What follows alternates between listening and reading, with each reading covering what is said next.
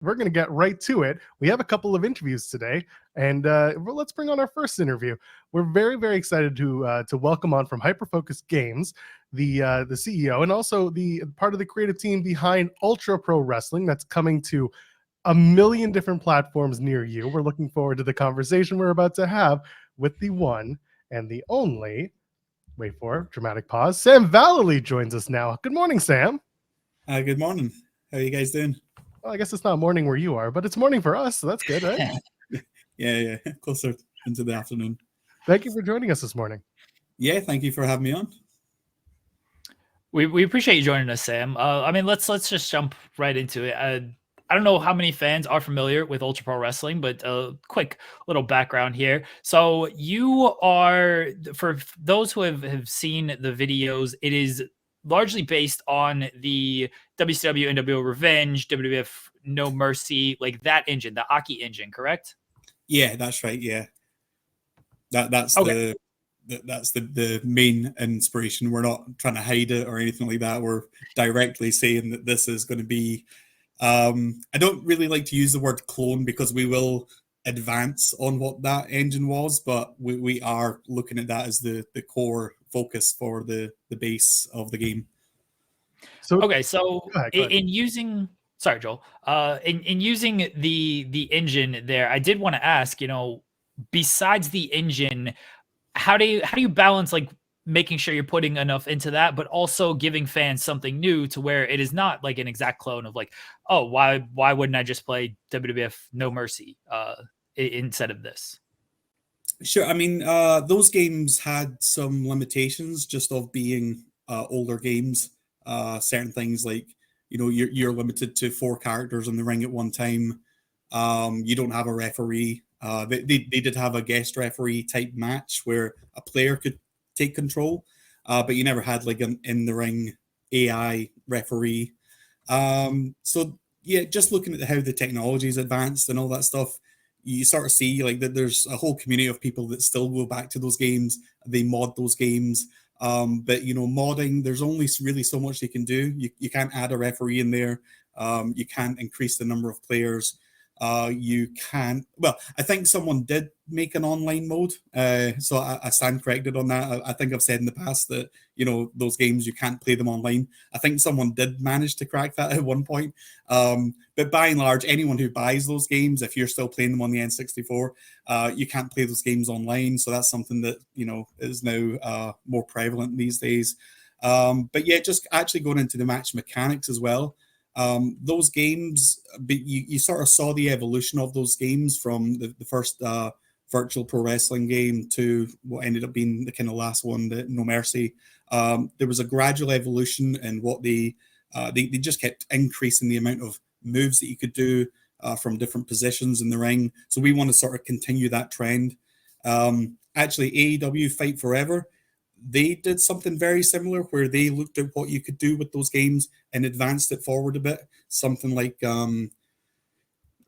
grapples with the rope grapple stuff. That wasn't something that you had in those games, but that did seem like an evolution. Like those games, if they had kept going, they probably would have had stuff like that. They probably would have had guardrail grapples, using the same sort of mechanics, but just expanding what you can do in different areas. So that's what we want to do as well. We want to take those games, look at those games, and use that as a baseline, but then just try and sort of speculate as to where those original developers might have took that engine had they kept working on it all those years. So that's what we want to do. When AEW was working on Fight Forever, they put a lot of emphasis on the moveset and really upgrading that game.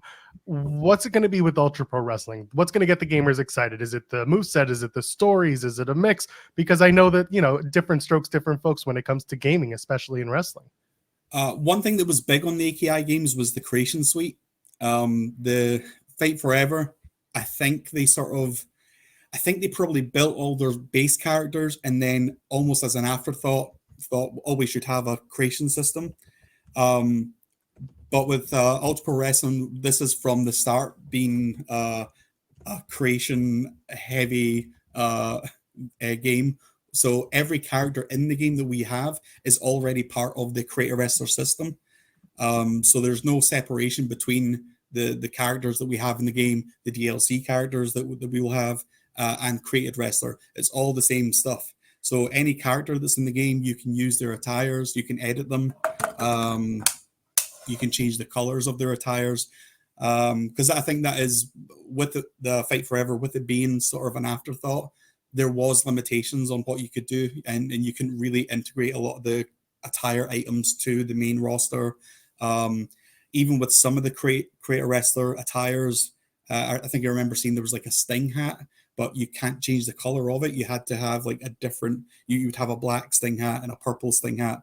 But, you know, with what we've done, that creation aspect has been a core focus from the start.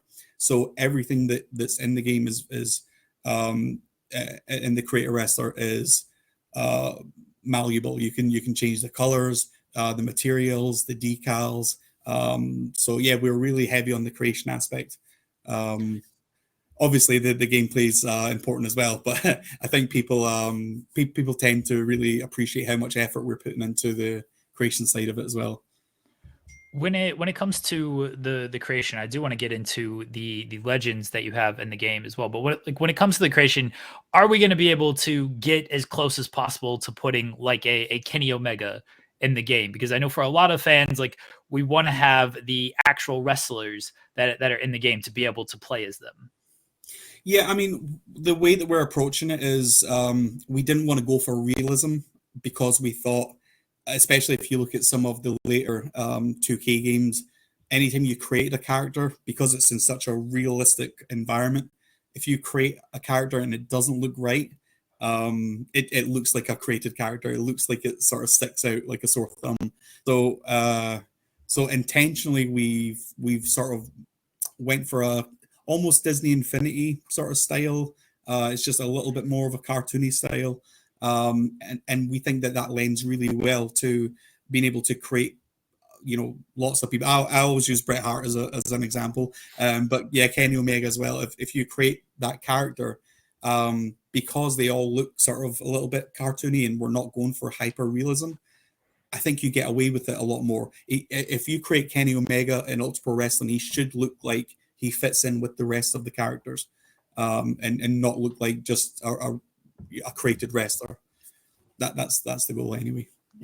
Although it would be very funny to watch the wrestlers that you've created interact with like the AEW version of the Kenny Omega render that they have. Oh, that'd be funny. Anyway, that's let's talk about free agency and the DLC content that you've created. There are certain wrestlers that people might find very fun and very interesting on your DLC roster. Canyon and the Mortis character as well. Paul Orndorff, Warhorse, for those who are that was it. Talk to me about the process of getting these free agents to sign on and be a part of the game, and also just, you know, who was more exciting to talk to, or who was like most exciting to you to bring on for this project? Well, funnily enough, the person that was most exciting for me was someone who is a bit of a okay, so this guy, I can't actually mention him just now, but he's basically going to be in the game, but he didn't know that he's got a deal that doesn't allow him to do that. So unfortunately, he can't do it just yet. He needs to wait on this deal running out. So unfortunately, the guy I'm most excited about, I can't actually name. But yeah, I don't know. I mean, Demolition was. I mean, the process of going about getting these guys was. I mean, going back, you know, these are, you know, we built this game off of fictional characters.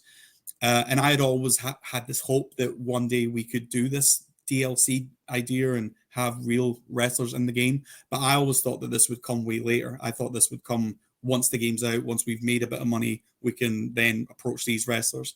But, you know, our artist, Hal Haney, he happens to have a lot of connections with these wrestlers. We've also got our social media guy, Anthony. He used to run WCWLive.com, so he knows so many people from back in the WCW days. So yeah, just between these two guys and some other people, we've managed to get a whole bunch of contacts. So we just reach out to them. We explain the situation. We're not, because we're a small company, we're not really in a position to pay them an upfront fee. Usually video games, what they do is they give them a percentage of the sales, but they'd also give them an upfront fee, which would usually be about half of what they expect to make from their participation in the game. Because we're not able to do that, we came up with this system for them to be DLC characters. And if they agree to do that, we'll give them half of whatever the DLC makes, which in video game terms is like a massive amount. So it's our compromise. Like, we're not able to give you this upfront fee, but if you trust in us and want to sign on, we'll give you half of whatever the DLC makes. So that's been the approach. That's how we've approached everyone. And yeah, it's just been, we've had a lot of great responses. There's only one person really that was kind of skeptical about it.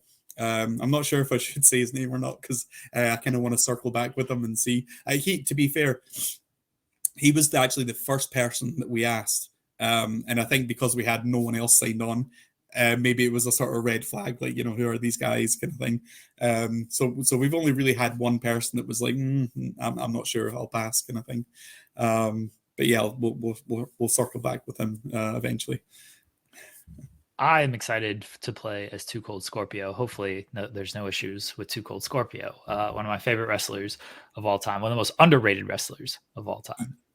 Yeah, I didn't speak to him personally. That was Hal, but Hal was telling me he's really just chilled, and he's been really good talking with Hal and everything. Talk to us a little bit about the online play. Will there be any cross online play, and then how to keep fans like continuing to engage with online play? Because I think that's where kind of AEW's game fell a little bit short. Is the online play was a little laggy, and then once you got away from that, the offline play there, it wasn't too depth.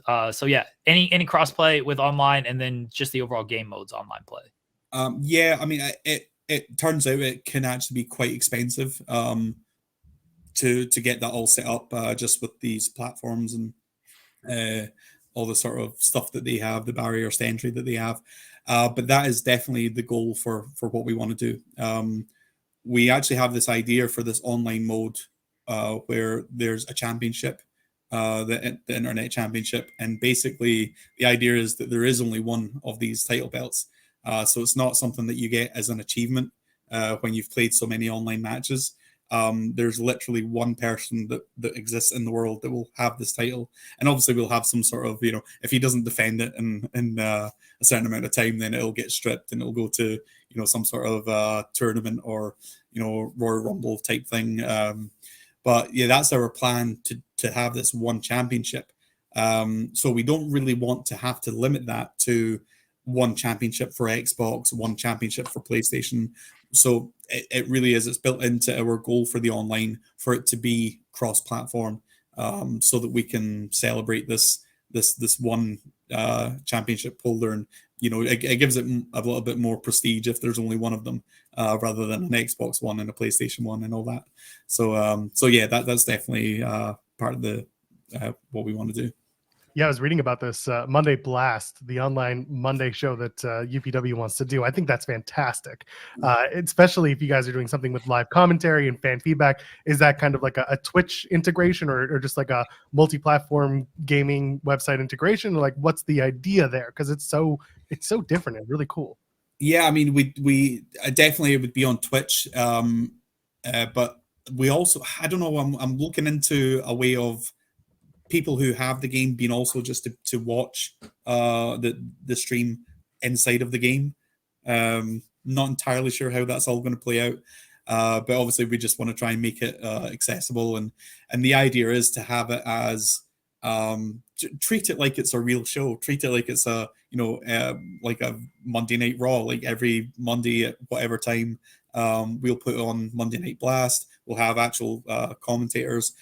We might even expand on that, and maybe once a year we'll have our version of WrestleMania, and we could rent out a big hall and actually have the people who are wrestling and defending the titles actually come to this event, and have a crowd and all that stuff.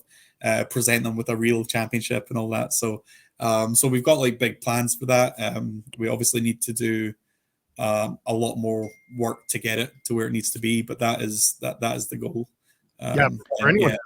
For anyone who's unaware, there's something out there called Games Done Quick, GDQ. So this is something that works, that you have live commentary over people playing video games, and it's very popular. This is something that, again, for the skeptics, like, this is a thing, and it works. I would love to see it play out.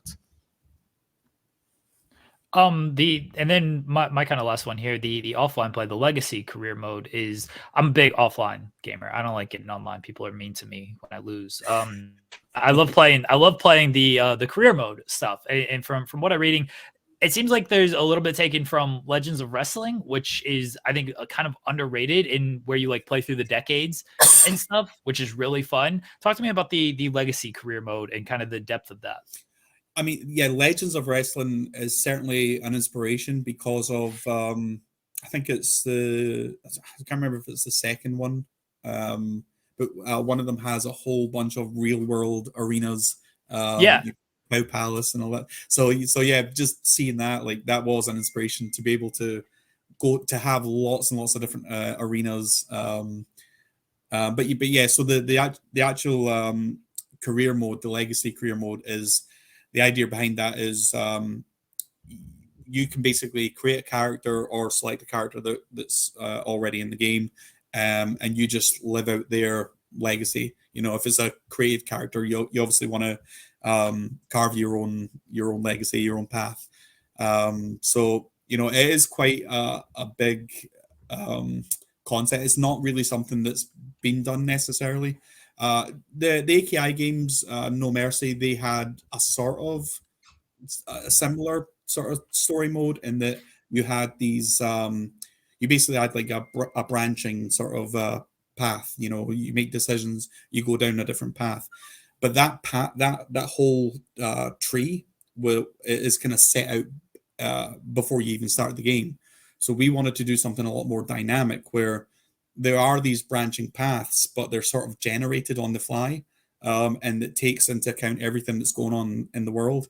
So it just creates this really dynamic experience where you can go to any promotion, you can make friends, you can make rivals, and then you'll have a choice to some degree as to what story path is sort of placed upon you. And it might be that story path only lasts, a couple months or something. Maybe that story path is like the Shawn Michaels, Marty Jannetty story path, where you're in a tag team, but then you end up, blowing up and having a big fallout. And these story paths, we kind of refer to them as angles. So we have a whole list of angles that are suited to certain players, certain. If you're a brawler, you might be applicable to one angle, but maybe not applicable to another angle. But the idea is, so it's a massive world with lots of different promotions. You can switch between them. You can work your way up and down the card. There's sort of like, rookie, mid-level, main eventer type positions on the card. They all have different angles associated with them. So the idea is, hopefully you would play the game, the career mode, and you would never really experience the same path twice, because there's just so much going on that it's almost like the butterfly effect. Is one decision that you make can change stuff that happens like years later. So it is ambitious. It's a big project, but we've got lots of documentation on this. We've got like 400 pages of documentation on how this is all going to work. So it's looking good. It's looking achievable, but it is quite a big ambitious goal. If you have the time, I got two more for you. Sure. First one, you have the ring that you're usually using in the game is a 4-sided ring. However, there is an option to do a Mexico arena with a 6-sided ring. How's that going to mess with the physics of the game? Is this something that's just kind of in development as an idea? Like, this is something that's really cool to me, because most games just feature one ring. That's it. Yeah, it doesn't actually mess up the physics too much. The only time you really encounter a problem is with some of the corner grapple moves. So there's that move where you sort of come up on the second rope and then knee the guy in the face. With that, right now, the way that we've got it set up, the ropes are in a four-sided ring. They're like, 90-degree angle, 45, whatever it is. And so in the six-sided ring, they're not that. So your foot doesn't actually go onto the rope where it's supposed to go. So there's a few little things like that, but I'm sure we'll come up with a good workaround. But yeah, I mean, it does, I guess, change a little bit of the mechanics of the way you play the game. Because, if you run towards the corner, you obviously have to hold a certain direction. There has been a few times when we've been playing it and you're trying to run into the ropes, but you end up hitting the corner. So there's a few things that we've got an idea of how to work out so that doesn't happen. So it's looking like it's all going to be fine and no issues. But yeah, obviously we're still in that development process. We're still, literally programming all this stuff at this point in time. So, but yeah, no, it's looking good. No, that's very cool. I'm looking forward to seeing how that works out. And last thing I want to know is, how did you guys link up with Hal Haney, who's been doing all of your artwork? Because they do incredible work. Yeah, literally just so we launched the Kickstarter back in February, and the trailer on that Kickstarter, that was all the characters that I'd sort of come up with, and the character models were a little lower quality. They were a bit different from the ones that we have now. But I knew at that stage what I wanted to do with this career mode, and I knew I needed like 100, maybe even more unique characters. And while, I mean, I was willing to, just sit and get a pad and pen and just start writing down ideas. But obviously I want to more focus on the actual programming. I don't want to give myself too many jobs. So I did start actually looking to see if I could find any artists that would be interested in coming up with character design. My brother actually started doing some designs for me as well. But then I found Hal Haney on Twitter, and the characters that he did were just, because he'd already done about 10 of them or something. And I remember seeing these characters and being like, wow, they would fit really, like they would transition to Ultra Pro Wrestling perfectly. So yeah, I just messaged him, asked him if he was creating these characters under any sort of commission or anything like that, or if they were just his own creations. And he was like, no, I'm just creating them. He said I started creating them thinking maybe they'd be good for like a video game. And I'm like, oh, well, that's why I'm messaging you. So yeah, he's big into the Saturday Night Slam Masters game. And so he was actually creating these characters for that could be potentially used in a game like that. So I was like, yeah, that actually sounds good as well. And I'm like, we could actually do like a mobile version of Ultra Pro Wrestling that would be like almost like a Saturday Night Slam Masters clone, so that we can put those characters in that environment as well, because that's what his original intentions were for them. So that's an idea that's out there as well. But obviously that'll come, a bit further down the line. We do have a writing question that I want to address and see if we get an answer to. Can you ask if the creative wrestler will be shareable in some way with other players? Yeah, we definitely want community creations. We actually have in the Creator Wrestler, we have a texture editor. So you can go on and literally sort of brush onto the attire items. So we started thinking, if someone spends a lot of time making a really detailed, like if you think of maybe RVD or something who has an outfit that's very intricate and very detailed. If someone spends a lot of time doing that, we don't expect everyone playing the game to have to go to that effort to recreate that. So the idea of someone being able to create something that is considered kind of perfect, like the perfect Bret Hart, the perfect Shawn Michaels, whatever.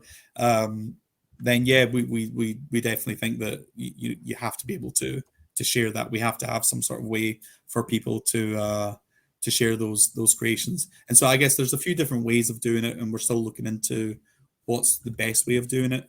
But yeah, sharing creation items, cross-platform play, all that stuff. It's all it's all kind of at the heart of what we want from this game. Sam, we appreciate you joining us this morning. Let everybody know how they can keep up with the game and when fans can also expect to play the game. Sure. Twitter, I think, is or X is probably the best way for that. I think that's where we have the most amount of followers, and that's where we get the most amount of engagement. We do have a Discord as well. If anyone wants to join, just send someone on Twitter a message, and we'll give you a Discord link as well. In terms of when it's coming out, we're kind of we have our fingers crossed that we could have it out by the end of next year. If anything does come up and delay that, there has been a couple of delays that have actually improved the overall game. I won't go too much into it because it's a big long conversation. But what I'll say is, if there is any delays, just know that it's not out of laziness or anything like that. If there are delays, it's because we are improving the game. So the goal is the end of next year, but we'll see. You know, that's still a long way away, and there's a lot that could happen in between now and then. Good. Thank you for joining us, Sam. Keep sending me anything you got as far as promotion. We appreciate you and your team reaching out. You know, we've tried to cover the game as best we can, and you guys reached out and was like, hey, like set this up. I was like, yeah, our audience, we have a big video game audience, so it was a nice crossover here. So keep sending me any stuff, any updates. We really appreciate it, and good luck, continued luck on the game.